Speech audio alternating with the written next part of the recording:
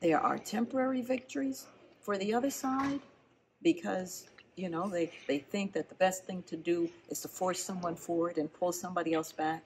No. History will prove that we were on the side of right. This is Lieutenant Governor Winsome Sears, who took America by storm when she filed an amicus curiae brief to the Supreme Court in support of Asian American students suing universities for their policies on affirmative action. What they want us to do is to take the bread out of one child's mouth to give it to another child. We can't do that. Here's what we can do. We can make things equal. And how do we do that? By ensuring that all children have access to opportunity. All children have access to equal education. And for those people who are from the outside looking in who say affirmative action is good, what is your response to that? And what are some solutions we can do to make sure that all our brothers and sisters are taken care of, but without necessarily having to take away from the accomplishments of another? Well, you know, affirmative action was actually brought into being by Richard Nixon, a Republican president. And it's not what it is today. He wanted affirmative action, and he defined it that it gives everybody an opportunity. If you're looking at this resume, also look at this resume and pick the right candidate. Don't go by race. Don't give the white candidate the better. You know, give everybody, get the black candidate, because that's what it was about. Give everybody an opportunity. It's morphed now into a quota system. That's not the way we want it to be.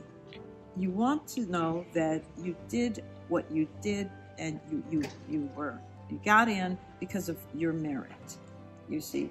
And so that's what we want. That's what this whole thing is about. You know, you work hard, you get where you get.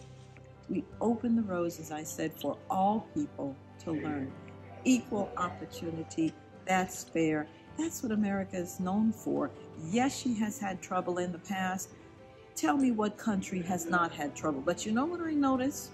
Nobody's leaving America. Nobody's leaving. Everybody's staying here. In fact, people are killing themselves to get to America because they know that the truth is this is the best place to be. They know if they get their foot on American soil, the trajectory of their lives will change. They know that. They're not listening to people who are criticizing America and doing all of that. Criticism, yes. But let's build her up. Let's build her up and let's learn from history.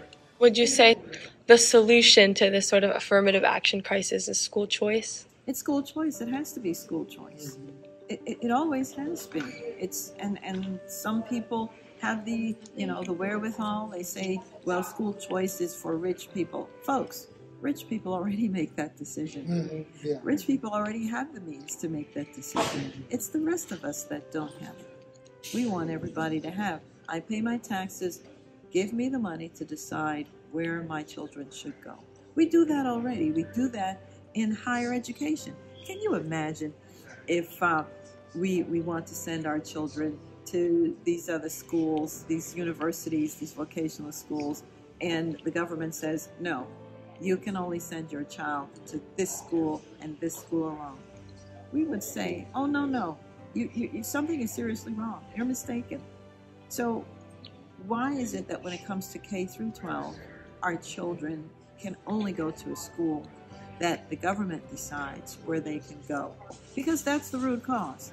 The real racism I see is redlining in school education, where you're in this zip code and that's the school that your child must attend, that's the school that your child is stuck in, even though you know that more than likely the child will fail by going to that school.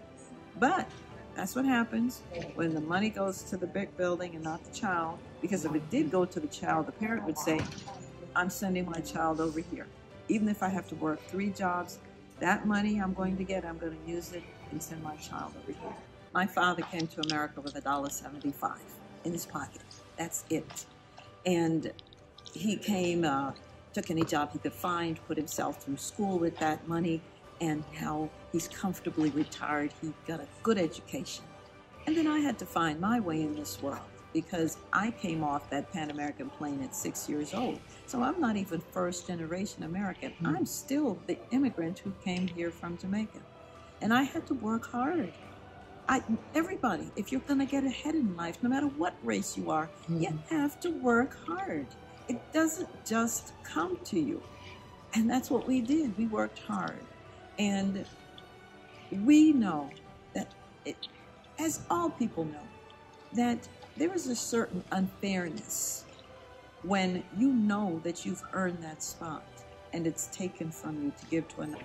And thank you so much for those words. I really appreciate it, and I know it's going to mean a lot to the Asian American community.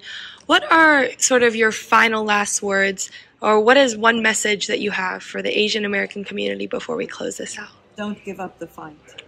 If you don't fight for your children, nobody else will. You know that your child must have a hope and a future. That's what the prophet Jeremiah tells us God wants for us. You must have a hope and a future. If you don't fight for your child, there is nobody else really to fight for them. Why? Your child is depending on you to make the right decisions for their future because they can't do it for themselves. They're depending on you to find the right schools, the right teachers, the right curriculum, the right this, you have to do that for your children. They can't do it. If you don't do it, then you're dooming your child to failure. Children don't belong to the state. They belong to you. This is Chloe Chan reporting for Asian American News Network.